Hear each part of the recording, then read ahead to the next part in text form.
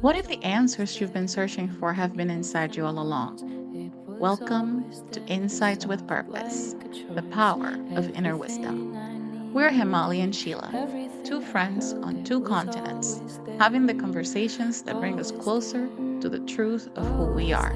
No scripts, just real talk. Pull up a seat.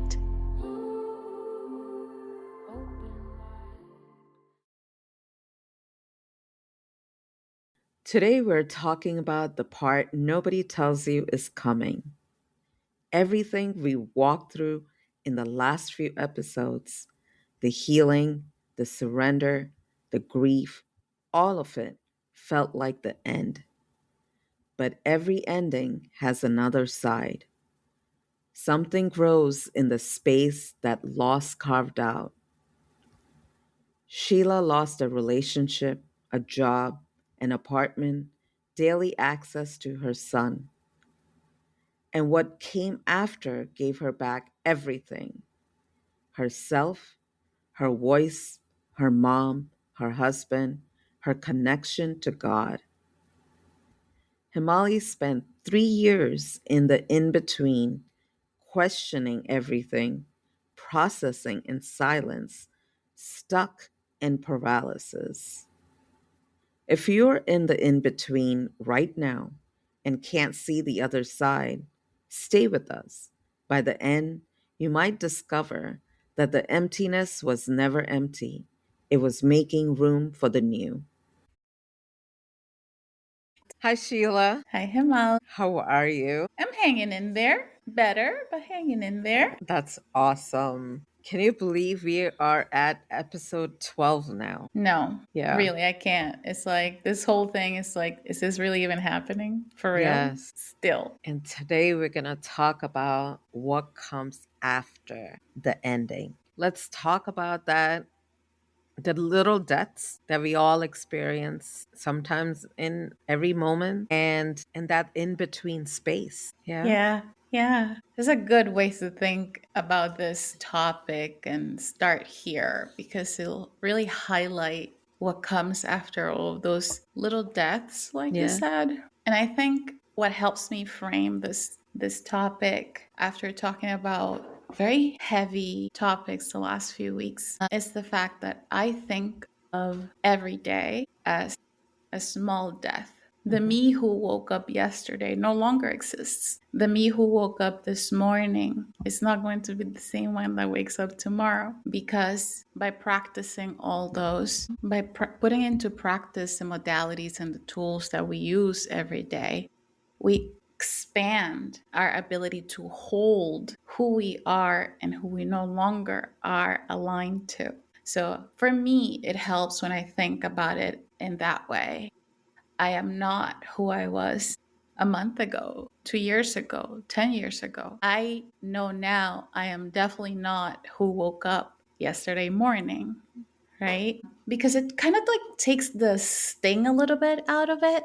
If you're always waiting for the other shoe to fall and Yeah. the big tower moment to happen, it's always like this tightness and constriction in the body, and you're not able to move into the flow and ease of life ever. But when you take that experience and you shift it into more of like, oh, this is just a natural process that happens to me daily.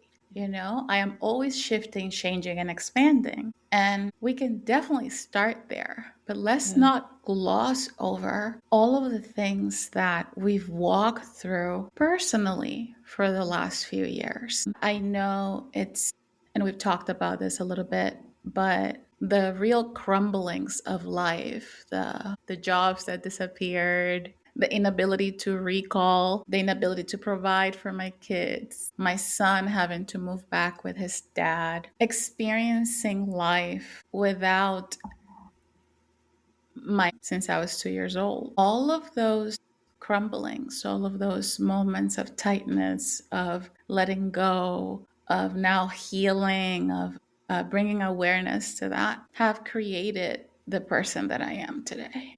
And in that space when it was happening, I didn't think about it like that. It's not like I was like, yes, this is just happening for me and there's a lesson. I didn't experience it like that. I missed my mom throughout my whole life. I missed her. I miss being able to enjoy Mother's Day and not feel like I was lacking. Going into presentations where it's Mother's Day and all the girls have their mom with them and I didn't have mine, you know? That empty, carved out space, that hole in my chest, wanting to be filled only with her. It wasn't spiritual then. It was a little girl mourning, questioning why she wasn't enough, deserving enough of having a mom. It was the time when my first marriage ended and I thought it was going to go forever. And I found myself questioning who I was, where I was moving into, my ability to provide. It was losing the job I worked 14 years to have. All of those moments were not experienced within the lens of the universe is working for me. That hadn't happened, right? It was pure struggle. It was deep blame, self-blame. Something must be wrong with me because all these things are happening to me. Yeah. I had not only got emotional, but goosebumps. And these are such harsh realities of life that people experience all the time. And how do you process these things? You carry these emotions with you throughout your life. And with those experiences, with those emotions, you react in your everyday, every moment interactions and the triggers that pulls you back to that moments and those emotions. But as we were talking about the in between space and whether, and I hear what you're saying, like, would you still experience the same thing? Would you want to change any of that and go back to that? I mean, there are some experiences, and I've been in a place like that. After you do so much of healing, I am sure most of us ask this question: would you change anything in your life? And I personally stood there and I have said to myself that there is not even a millisecond of things that I would change, because if that did not happen in my life, I wouldn't be who I am, what I'm doing, what I'm speaking about, what I stand for, all of it. I wouldn't be doing anything at this moment, what I'm doing. Yes, there may be regrets, and there are times where I've gone back to tell, a couple of my friends things that happened like 20 some years ago, but still went back and said, I'm really sorry for how I acted in that one instance. And even after that time, they remembered what I was talking about. And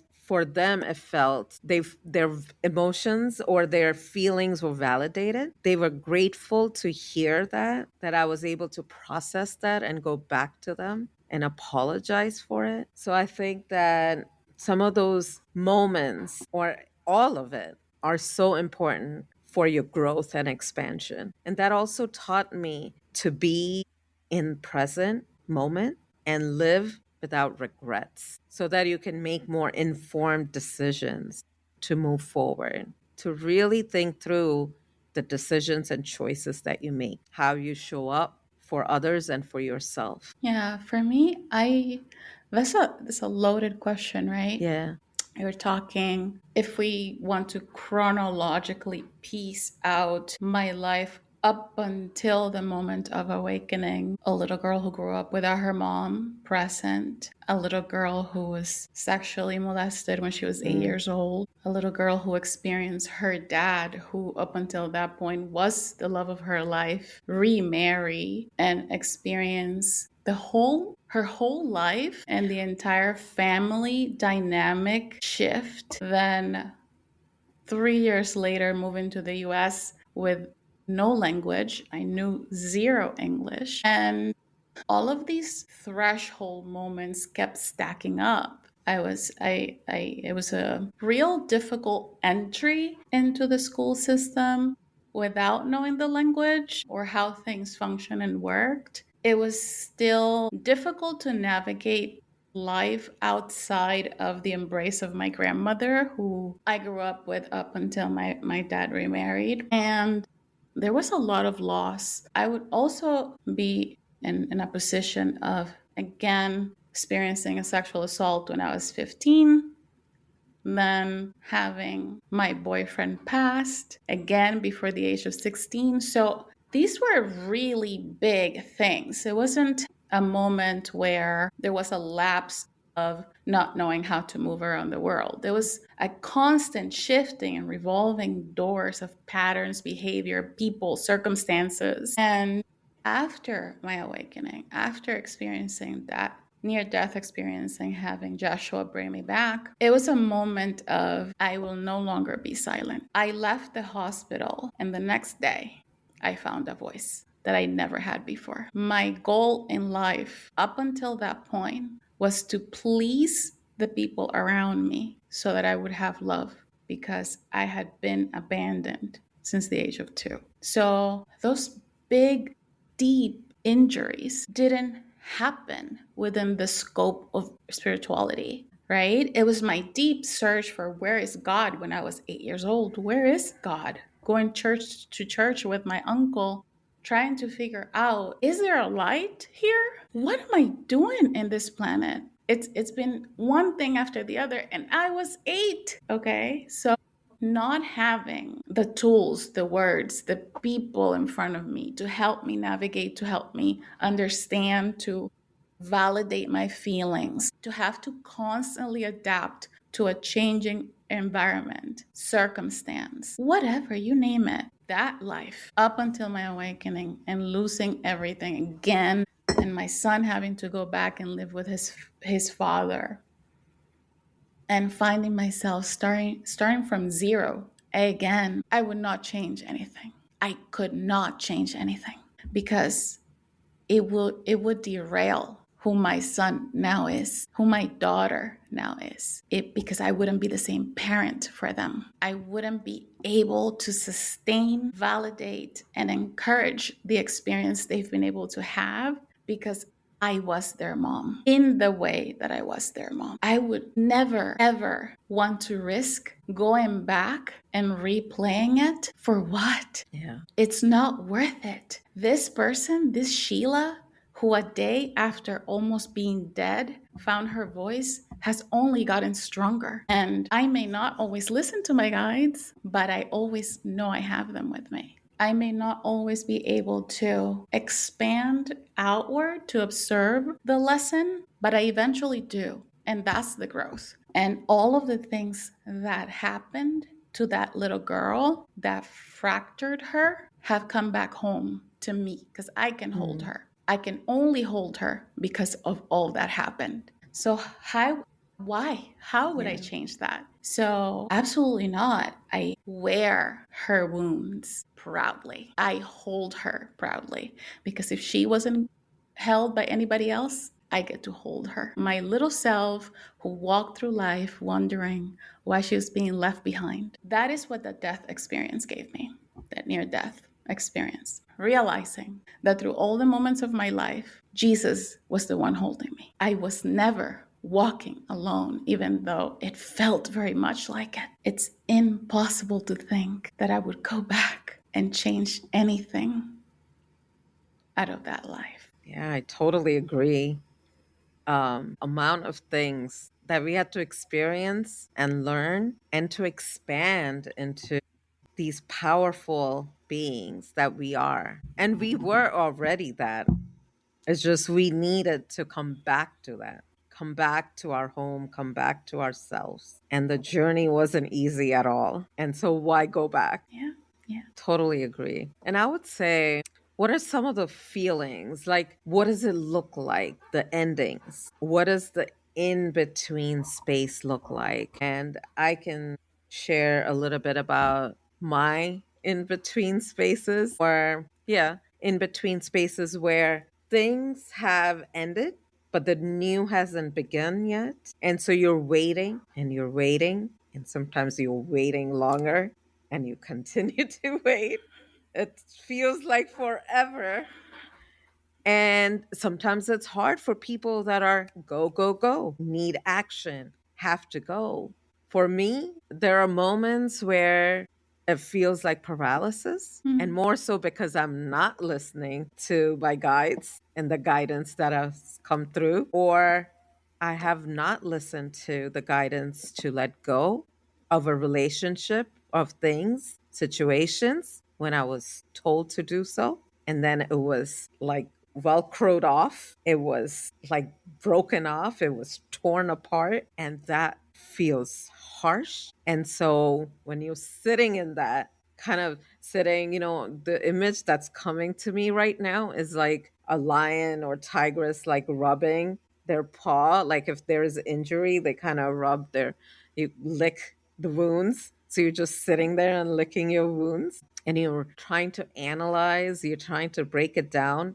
But for me, as an outsider, if you're looking inward towards me, I'm on my couch laying around. Maybe the TV is on, or maybe I'm on my phone watching endless. Something is going on, a show or anything. But what I've noticed is that internally, I'm processing. Mm. Internally, my soul is processing. And all of a sudden, one day I will spring up and like, okay, it's done. This is what happened. Just that realization or knowing that that's what happened. It could get into what looks like depressive mode, where all you're doing is can just get out of bed, maybe shower that day, maybe cook, eat, and go back to bed. But there's a lot of integration that goes on, a lot of processing that happens within that takes time. It could take a day or two, it could take a week or month, sometimes a year or more. It doesn't mean that you stop living. It doesn't mean that you're not doing other things, not going out. For example, just the last 3 years, not only was I going through medical issues, but I think my body had enough. I think my soul had had enough of healing. I just wanted to stop everything. But it also happened after a relationship ended.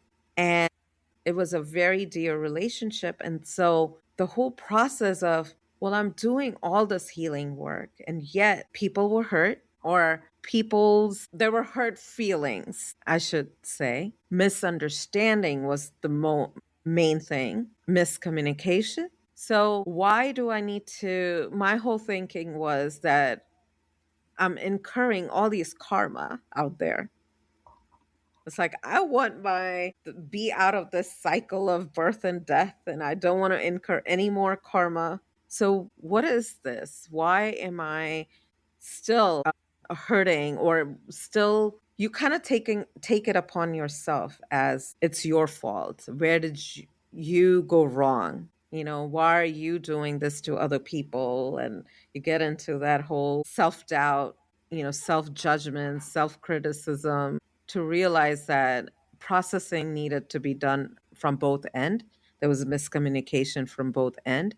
There was not enough trust, not enough belief. And so, but that's how, for me, it looks like that time to just be low and lie low and just show up for myself and maybe for just the near and dear ones. That's all I could hold. I cannot hold anymore. I cannot hold any more conversations. I cannot hold any more emotions. I cannot help anymore. And not that I didn't work. I think I did more of my physical therapy work in those times than I did more of healing work. Mhm. Because again, yes, I do internal work with the physical therapy, but it felt more of that external work. I don't know, do you understand? Like, Mhm. does it make sense in that terms? And it's just that I was able to only hold space for those things, those little things. There was a time when I felt that now it's getting into the zone of that the scale is tipping into depression almost, because I was first isolating myself, and then to realize that I'm being isolated, and then there is no one around me to have conversation, more so in person. And to realize that this is going into depression. It can go there. So as soon as you catch that and realize that, then I started calling, making that intentional reaching out, or even looking for job here and there, physical therapy jobs, just working for a little bit for so that I could go out, so that I would force myself to go out and put myself back into the world. So that's how some of it looks like for me. How does it feel to you? What does it look when you are processing some of these in between space? In between spaces always look different in that I find that I need different things. I was doing nothing 2 years ago, and this was the big in between for me. 2 years ago, I was diagnosed with autism and ADHD. Up until that moment, it had been a different diagnosis, but it was masked. It was not masking, but no one was looking deeper into the diagnosis, so it was misdiagnosed. And what this did for me was allow me to re-experience my life with the scope of I'm neurodivergent. The way I experience life on its own is different. So I was able to look into the pockets of deep trauma and see them as the adult grown version of me walking a spiritual path and understand more in depth. But it did look like I was in a cave, separated from the world, doing physically very little. I could only handle going into work at that time and going back home in the afternoon and disappearing. I disappeared from everyone around me. I disappeared from my family, any friends I would have had. I very selective circle, and I couldn't fully function always within that circle. And what I've learned throughout the process of dismantling the traumas I've experienced and getting to know who Sheila is without the stories and the narratives and all of these things that we take on along the way is letting go requires that I completely let go of even my own self. I go into a space in my head where it's just, let's go back to breathing. All I can do today is breathe. So that's all I'm doing today. The in between space is never comfortable. It demands that you see it and acknowledge it for what a big crumbling that has happened, what a big fracture, what a big disruption to everyday life. And let's see what's coming. Who am I going to be? So for me, it always had me question, especially 2 years ago, who am I? Who am I really? Looking through the lens of now, I understand the mechanisms of my neurodiversity, and it allowed me to offer self-compassion as I looked back through the movie of who I had been and what I had experienced. I wouldn't have been able to process from zero because I did take a long time to revisit each age at which I had experienced deep trauma, deep grief and loss, separation from myself and my body. I took time to sit with each and every juncture of that in my life with the purpose of bringing myself back to wholeness, of creating space for this Sheila to hold those versions, younger versions of me. And it was very much from the outside looking in, like you're looking at someone not doing anything. But I was doing deep internal movement and processing. And what people don't stop to think a lot about is that when you've experienced all of these things or some version of them, your body goes into fight or flight mode. And you're always ready for the threat. You're always waiting for that shoe to drop. You're always expecting something to go wrong. And the body tenses up and stores all of these things within it. So when we are in those in between spaces, what often happens is we are tapped out, unable to move and process the world at the same rate of any other same age person in any same circumstance, because internally we're catching up with everything we stored and releasing it through rest. And this is why the nervous system is such a an important aspect of helping you heal and walk a spiritual journey, because you require the body to call back not only the fragmented parts of yourself, but the will in yourself to Yeah. continue forward. Because why would you want to continue forward if this is how life is going? Right? So the in between kind of offers you that hermit mode, and in it, you develop the ability to go back and regulate yourself, learn how to breathe, lean on the tools. The tools helped me so much when I was in those in between periods of my life to discern, to go back to have a sort of a map, you know? So, absolutely, it looks like paralysis. It feels like paralysis. It feels like the inability to make even the decision of what am I eating today? Because even that is too much. But it's a temporary space when you learn that all spaces of a life are temporary, even the joyful, the loving, the creative ones. You learn to navigate life way easier, you know? It's like, okay, I know I'm not stuck here forever. I am being pulled back for a moment in time to explore what feels like it doesn't belong and to realign to what feels like it's coming for me, you know?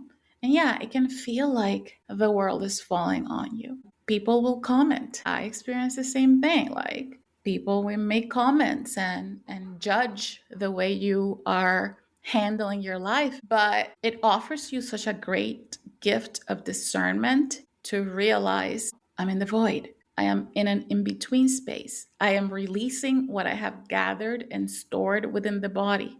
This is why I am needing more rest, you know? It's super interesting, like Yeah. the way our spirit and our body kind of like dance together and help you realign. And it doesn't have a set time, it can be a month, a year, 2 years, it doesn't matter. The idea is that you don't feel as though that is it for you. When you're in it, it feels like that is it. It's like, what's the point of, and it's not so much of, and I kept telling people, it's not so much of suicidal thoughts or anything. It's just the matter of like, if life is going to be like this, why live it, right? Why experience any of it? I don't want to go out and interact. I don't want to, so that you can be betrayed, so that you can be abandoned, right? Or so that you could be misunderstood. What's the point of talking to anyone? So, those are some of the things. And also, the judgment part, like people think that, yeah, you're lazy. You should be doing things around the house. You should be, going out and getting a job, the 9 to 5 job, because that's the society's norm. You cannot have a job that is flexible. It's like today I'm free, tomorrow I have 2 clients. But no, why don't you have 2 clients today? Why are you free today? Right? So things like that. It's sitting and but being okay with yourself. I think my another processing was to be in a space where you know that when you see the hatred towards you, but that much, be in that in between space where you are like you've accepted that that's how the other person feels, but that's not who you are. And you bring in more than enough love for yourself. You love yourself. Like you said, going back to each phases or places of your childhood and giving whatever that you at that age needed and bring her back to now in that wholeness. So it's still all that is being processed while I'm lazing around. And it takes me a while as a person, me, I've always say I know that it takes me time and I don't want to rush. I don't want to rush through it. I will allow as much time as it's needed for me to process, to integrate before I move on. Yeah. And that's the important part, Yeah. integration, because you need to figure out, okay, out of this thing that happened, what is mine to keep going forward and what is mine to let go of, Yeah. right? What is mine not to continue to hold? And one of the gifts of having gone through these processes and learn so hand in hand with my guides is that they will tell me, Yeah. now it's time to take what is yours. Who are you? Redefine yourself. constantly. What is yours? What is the story you're telling yourself, about your circumstances, and the people around you? Because it is not enough to just see it. It's not enough to just say, oh, yeah, I'm aware of that.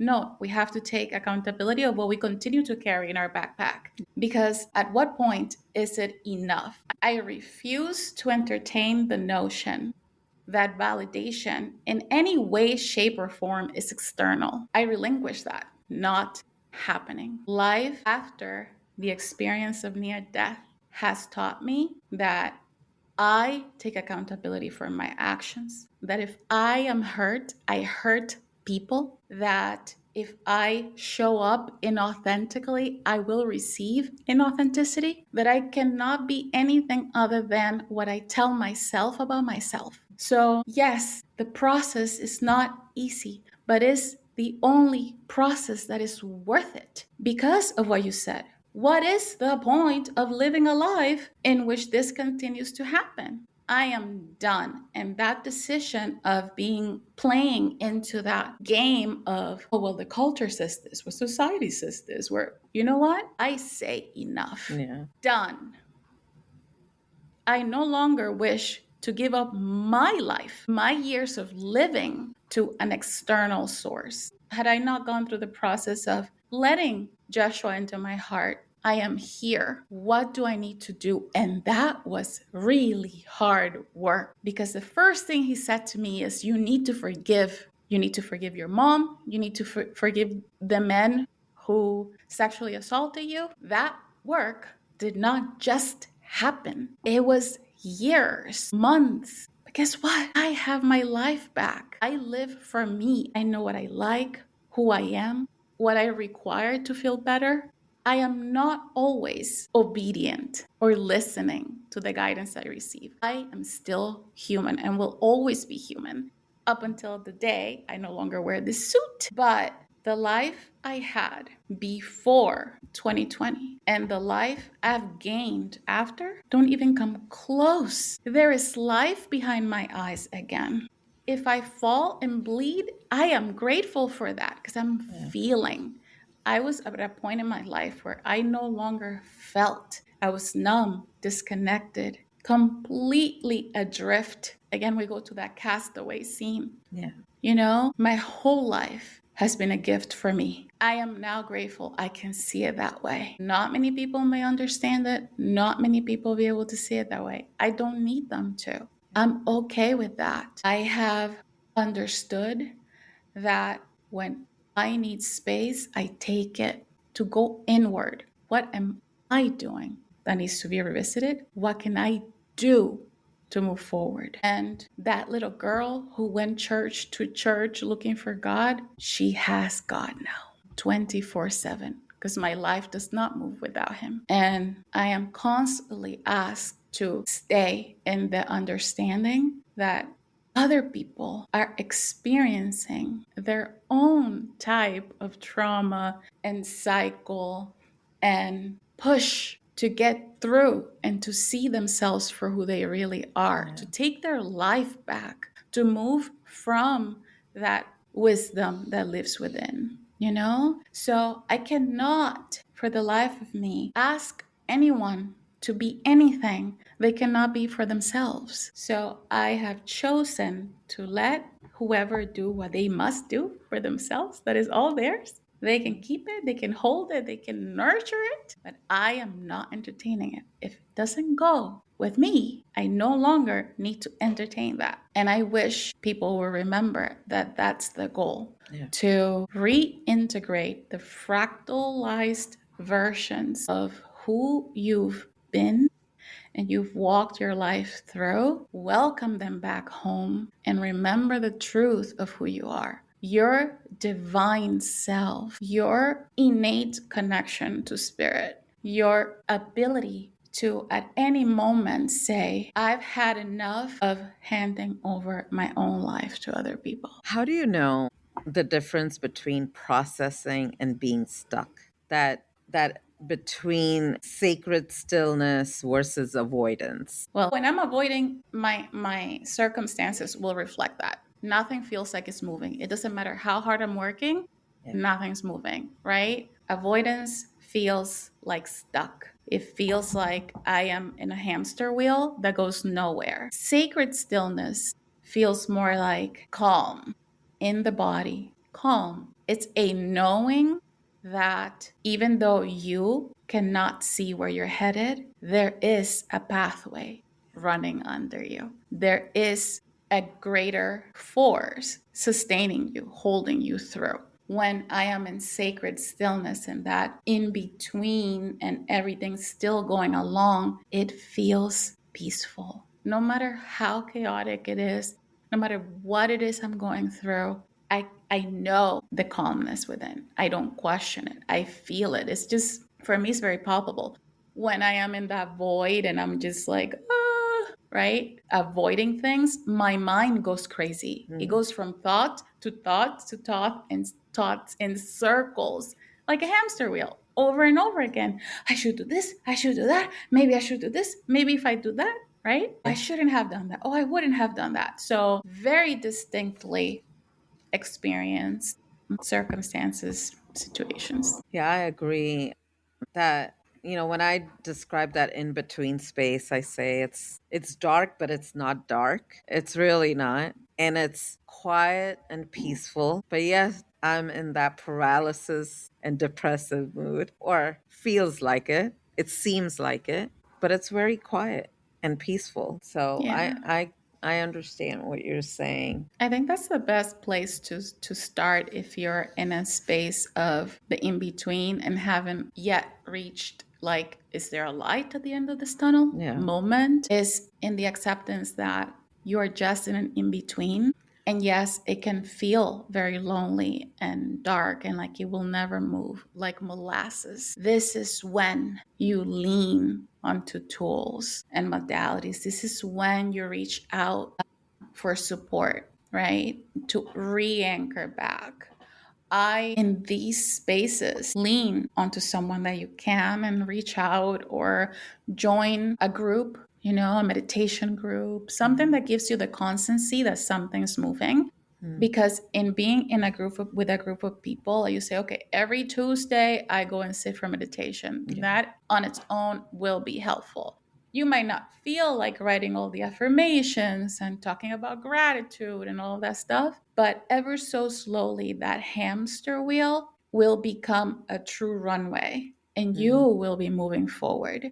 But if you're finding it not as difficult to stay in the silence, I would say stay in that silence because at the end of the day, you know what you need and you have the wisdom within yourself to walk yourself through the process. And you're the only one who can determine whether or not you need to reach out externally, right? Or continue the process internally or either or. It doesn't matter. The way you navigate the in between from the what has been into what will be belongs to you. Some people love the gym, some people like to sweat it out, right? Lean onto what you can, but explore it and understand that it is not a forever space that you delve in, Yeah. but just a temporary place. And you do come out the other side. It may not be pretty, it may not feel good, but eventually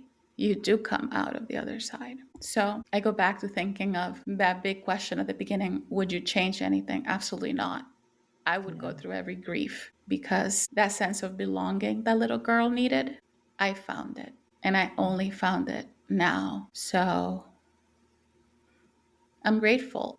I'm grateful for my life as it stands, and I'm Yeah. grateful for my life coming up. And this is not about cutting corners because the more you cut corners, the more you'll find yourself hitting that wall over and over again. Again, the word bypass comes to mind. It's like when you bypass all these process and stay in just that high vibe and positive zone, whatever that is, it is just not the reality. It's not real, and you have to go through these processes to come out to the other side. to the new beginnings. Yes. And boy, has there been many. My practice was born. My son has been able to do things I never thought possible. My ability to say no easily and plainly without giving explanations is so great. I can advocate for myself. I can own up to the things that I do because, Yeah.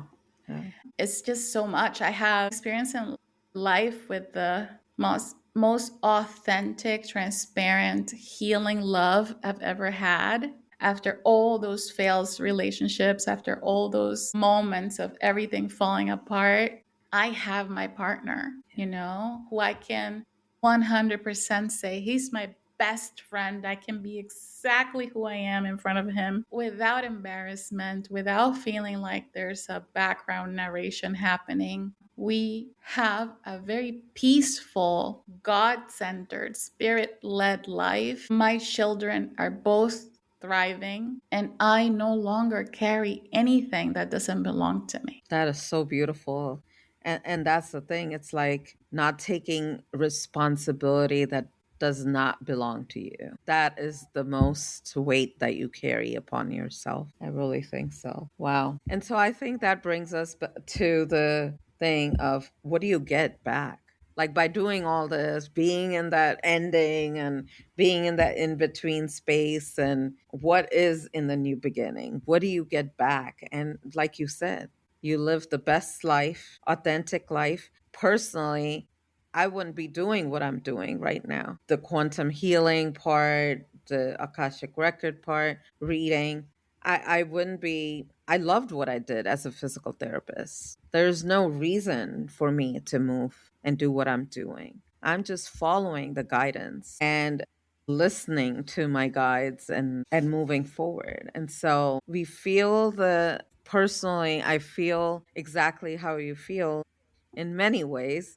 I won't say that I'm 100% there, but I know what it feels to be in that full space of just that unconditional love. There is no judgment, there is no criticism, and every moment feels like a miracle and a magic happening around you. And the synchronicity, when you are in that space, things just happen. You ask and it's given and it's shown to you right away. And so that is just, the more you trust and follow the guidance, the more they give you to be grateful for. And it's a absolutely blessed life. And I still won't say it's all flowers and roses and fragrances. It's still hard work because you continue to heal, you continue to grow, you continue to have these pitfalls, and you're still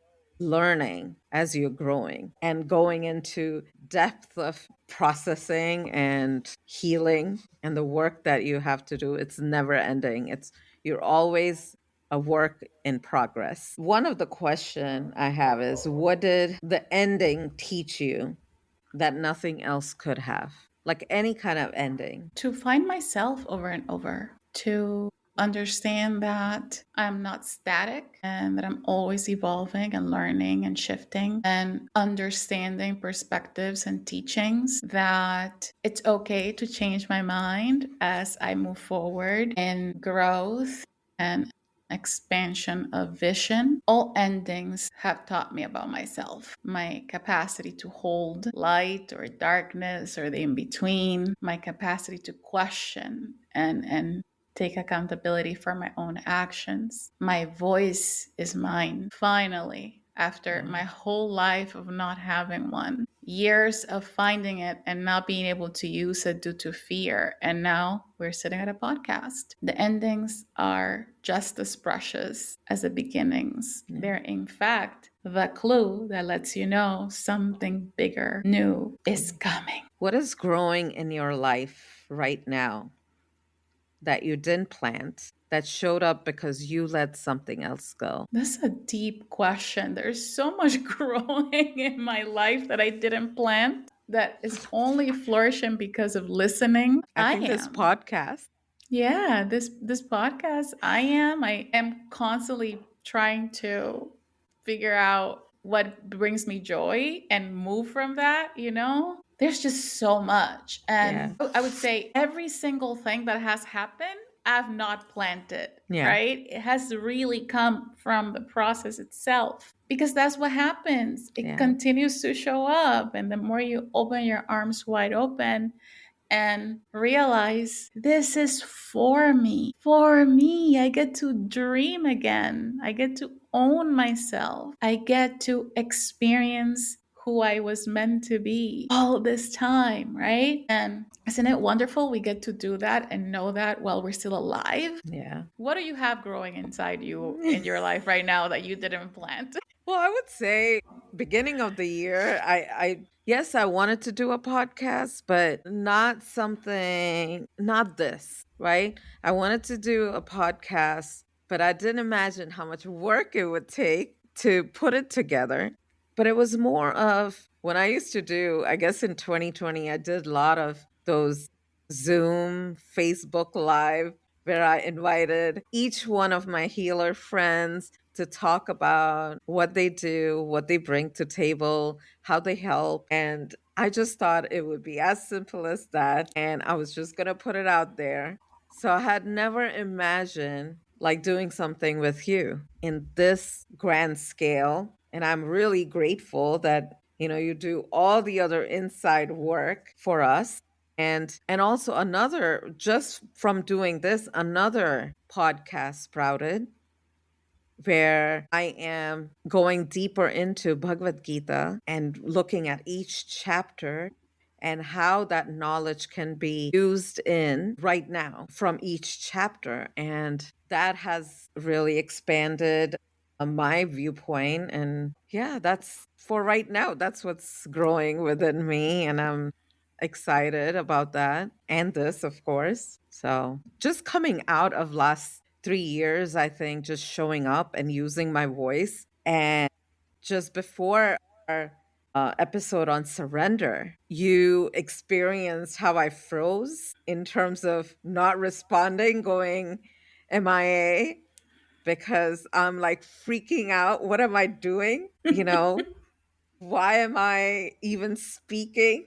Like, I sometimes I don't like to listen to myself, watch myself talk, and just not that I feel I'm not good enough or not worth it or what I have to say is not of value, but it was just that moment of fear of being heard and being seen. Mm, Right. And so constantly we're working on something. So I had to yeah. process so much. Like we talked about, we are living each and every episodes as we, just talk about, think about it even before we come on any episodes. And we are like experiencing those things as we are thinking about it, as we are just navigating through those topics. So it's been fun. We're learning about each other, how to navigate through each other, communicate. And I appreciate you staying with me. I know if we were closer, you would come and like knock on my head. Yes, most likely I would. It has been a process, Yeah. right? And it has been like a whole different experience of our friendship.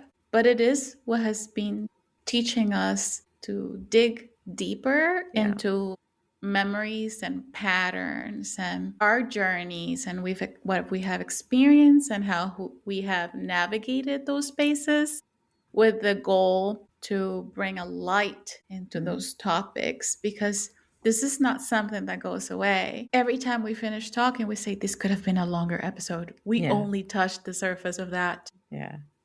I wish we would have said blank, right? But that's what's beautiful about it. It's an entryway into, oh, so this happens. And then Yeah. let's continue to explore that. Let's continue to expand on that. And hopefully you find yourself getting better at navigating each of those spaces that we skim over every other week because it's powerful. And most people don't go there. Most people only show you the polished, edited version. We wanted to share the raw aspects of that and to say, it happened to me and I came out the other end. It's not the end. It's always a new beginning over and over again. It was so good to see you today, Himali. Yes, it was good to see you and talk Yeah. about Thanks this. everyone for listening and for being here with us. We'll see you guys next time. Bye.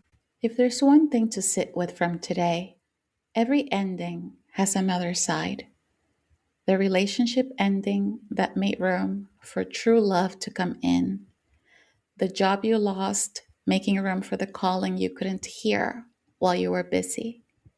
The identity that collapsed in silence, giving way for the authentic self that was always underneath. What grows in the space that loss carves out is you, the real you. So you see, this was never about endings. It was always about the next beginning. Thank you for being here with us. If this episode moves something within you, please share with someone who needs to hear it. Subscribe wherever you're listening and leave a review. It helps more people find this space. Find us on all your favorite social media platforms. And remember, you already are what you're looking for. Trust your insight, act with purpose, and stay in your knowing. Everything I held, it was always there.